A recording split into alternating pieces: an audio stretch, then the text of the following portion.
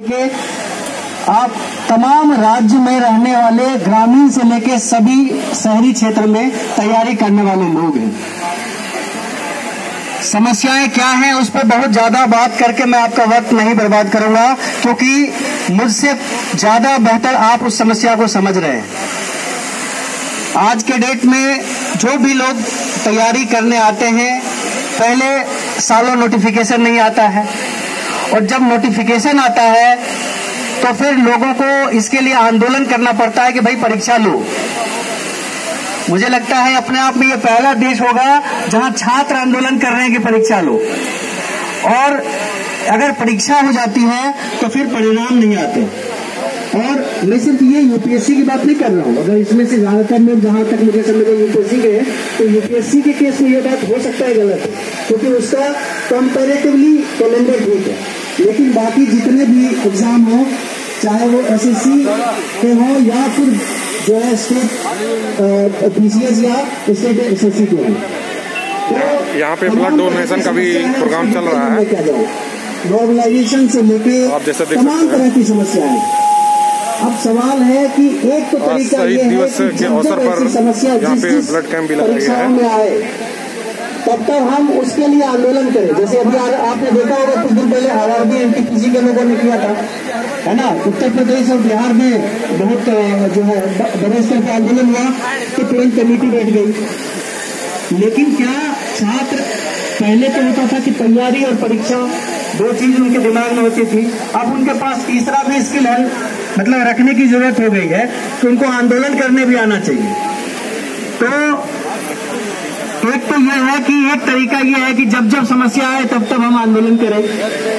और एक तरीका यह है कि इसका एक कॉम्प्रिहेंसिव रोड मैप उठाएं। और ये पहली बार मैं देख रहा हूं, जिसके लिए आप बधाई के पात्र हैं, कि पहली बार किसी छात्र समूह ने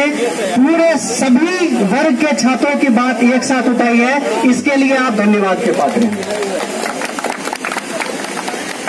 दूसरी बात जो मुझे कहनी है, आज के डेट में जो सिर्फ एग्जाम की बात है और ये जो समस्याओं छात्रों की समस्याओं की बात है, इस समस्या से सब लोग वास्ता रखते हैं, सब लोग समझते हैं कि हाँ समस्या है, लेकिन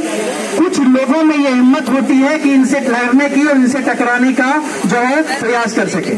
तो दूसरा धन्यवाद मैं उस चीज के लिए देना चाहूंगा कि आपने ये जो शुरू किया है, अभी ये भले एक छोटा समूह हो, लेकिन मुझे पूरा विश्वास है कि अगर हम लोग लगातार इस तरह से लगे रहेंगे तो पूरे देश में ये बात पहुंचेगी और पूरा देश मिलकर इस चीज को जो है आगे बढ़ाएगा। तीसरी बात जो हमारी मांग है, वो मांग भी बहुत कॉम्प्रिहेंसिव है। इसके लिए आप लोग तो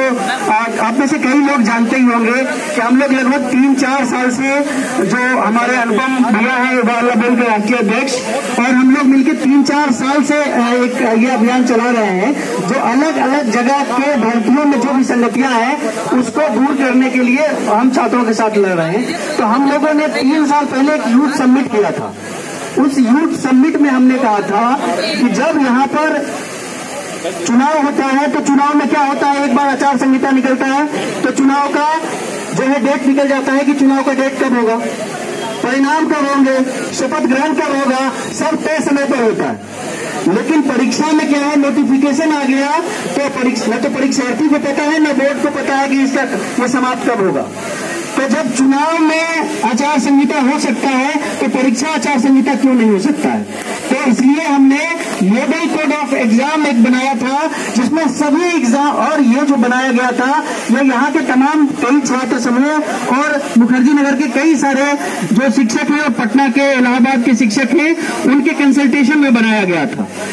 कि भाई जैसे इलेक्शन कोड ऑफ कंडक्ट होता है वैसे मॉडल कोड ऑफ एग्जाम, जिसमें कि उसकी एक लाइन की मांग ये थी कि विज्ञप्ति से लेकर नियुक्ति तक 9 महीने में पूरी करो। तो एक कैलेंडर होनी चाहिए और पारदर्शिता से संबंधित उसमें तमाम हमने उसमें मांगे करी थी। तो ये जो आपने जो मांग पत्र दिया है ये इतना कॉम्प्रिहेंसिव है, इसके लिए भी आप बधाई के पात्र हैं। अभी ये भले अभी हम लोगों ने एक छोटे समूह से शुरुआत की है, लेकिन इस संघर्ष को लगातार हम लोग चलाते रहेंगे और पूरे युवा हल्ला बोल की तरफ से, हमारे राष्ट्रीय अध्यक्ष सरपंच जी की तरफ से हम ये आपको पूरी तरह से एक तरह से कह सकते हैं कि सहयोग का, समर्थन का वादा करते हैं और हम में से कोई न कोई साथी लगभग हर दिन आपके साथ यहाँ खड़ा रहेगा। देखिए दोस्तों, ये संघर्ष जो है ये आसान नहीं है। कई बार अभी